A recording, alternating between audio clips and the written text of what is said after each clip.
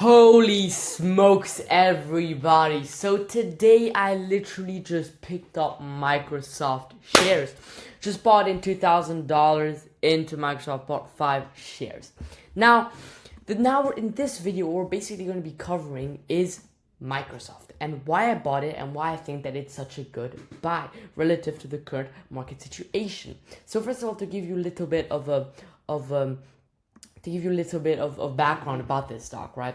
So I bought the stock mainly due to the dip, which I think was in my opinion, was was not needed in my opinion, because we are down literally from the peak, which was 460 all the way down to 400, right? So we had a huge slump for revenues, where Microsoft basically increased revenues 15%, right? I think analysts need to get their estimates down because they can't really do much more than that. Now let's take a look at their earnings, So Intelligent Cloud, so basically the cloud business, which is basically the most important, right?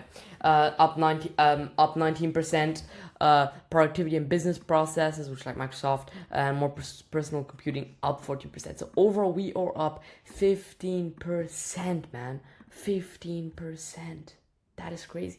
And looked at it even further, and to taking it from the past, the Microsoft Cloud revenue growth that we see right here, 21, 23, 24. So it's been staying stable, so they don't show any signs of sort of like slowing down.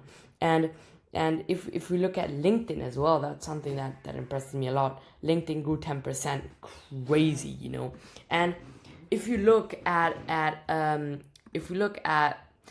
their revenues, at their revenues, at their revenue growth, you will see that they're not slowing down. They're growing and growing and growing, 15%, and that keep in mind is a company that has a P ratio of 35. Man, that is I can't understand that. It's literally ununderstand. It's not. I can't understand it. And so what I basically went ahead and did is I went over like a little revenue projection, right? We projected literally.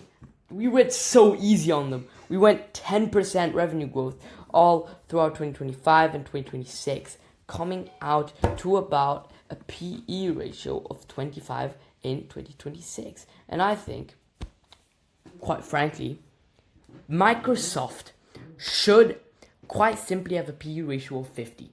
Why? Because let's look at other stocks, like for example Amazon. Okay, if we look at Amazon stocks, they have a PE ratio of 50, while their only growing really thing is AWS. And it's the same thing with Azure Cloud.